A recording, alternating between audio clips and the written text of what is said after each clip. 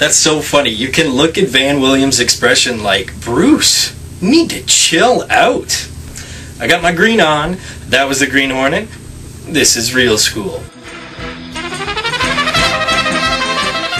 Welcome back, Real Schoolers. Here we are, another episode of Real School. And if you've been following along with my reviews, you may have noticed there's a pattern forming. It went good movie, bad movie, good movie, and here we are. Green Hornet was released January 14th, and it is the first, and may I say, the worst film I have seen of 2011. We should have known that this film was doomed from the beginning because it had many problems even before production started. Kevin Smith said, "No thanks, I don't want to write it." Jet Li was attached to be Kato. He walked away. And the original director, Stephen Chow, who was supposed to write, direct, and star as Kato, walked away in the middle of production. Well, in swoops Seth Rogen.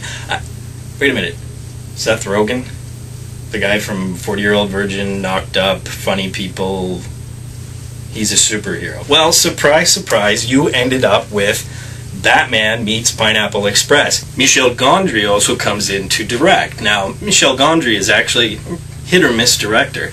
He directed the fantastic Eternal Sunshine of a Spotless Mind. Brilliant script, brilliant film, really touching, poignant, and emotional.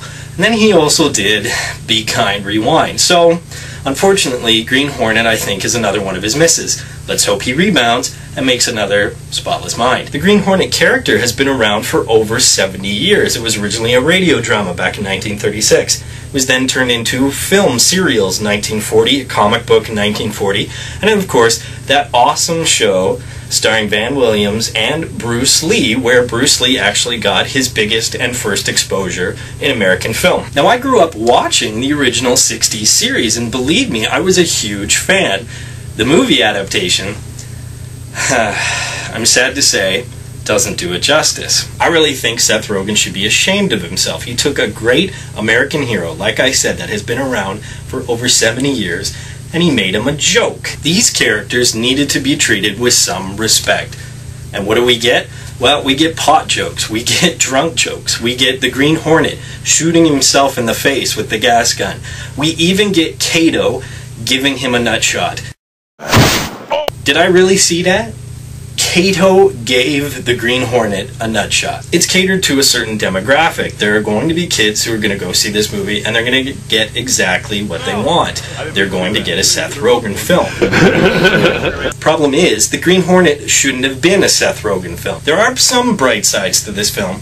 Only some. The action and the cars, the Black Beauty, you gotta love it. The car looks fantastic, the action is pretty good, it's well shot, and the gadgets are a lot of fun. If you're going to see a brainless action film, well then, Green Hornet is your perfect choice. I feel really bad for Christoph Waltz. I mean, granted, he chose to do this project, but we're talking about a guy who really didn't have any American film experience or any real exposure until he made the fantastic Inglourious Bastards and won the Academy Award for Best Supporting Actor. He was so perfect in that film. You hated him so much he made your skin crawl. He was a great, great character, and he was a great actor.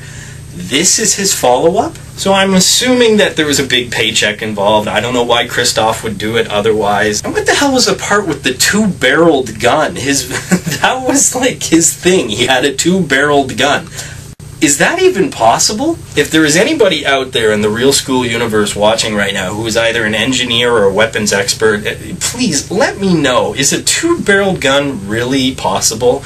And if it is possible, would people just be carrying it around? It doesn't seem like it's really that realistic. One of the worst aspects of the film has to be, once again, Cameron Diaz. Yes, she even outshines Seth Rogen. How is that possible? Well, both of them give you exactly what you expect. When you see Seth Rogen, you expect a big, goofy idiot. Well, he's not that big. He lost weight. Kudos to you, Seth. But Cameron Diaz gives you exactly the same thing. The funny thing is we're supposed to believe that Cameron Diaz, playing Lenore Case, is supposed to be the brains of the operation. Well, I guess compared to Seth Rogen, yes, she could be. But realistically, it's Cameron Diaz. She's typecast for a reason, I think, because she really doesn't have range as an actress. Why would that be? Probably because she's not a brains of the operation kind of gal. I think the filmmakers were trying to create a new type of superhero film, and that's great because that's what art is all about, is trying to create something new. But Who wanted that? It's really a slap in the face to anybody who has ever been involved with one of the past productions of this fantastic franchise, especially, I think, Bruce Lee. You know what? Hell, throw in his son, Brandon Lee, Christopher Lee, Jennifer Jason Lee, the General Lee, Lee Merriweather, Eartha Kitt, Julie Newmar. It doesn't matter. The movie is that bad, it insults all those actors. And really, it insults you, the movie-going audience. So if I have to say it, I will. It is definitely, on my scale of earn it or burn it, a burn it. Burn it. Or better yet, maybe you, the real schoolers, could give me your $12 or $15 and I have a baseball bat that I could beat you over the head with it. Because that's exactly the same kind of effect you will have if you sit through the Green Hornet. So to kind of wrap it all up, well, while Van Williams and Bruce Lee created an iconic crime-fighting duo that has lasted over 50 years, well, Seth Rogen and John Cho just kind of give you one of these.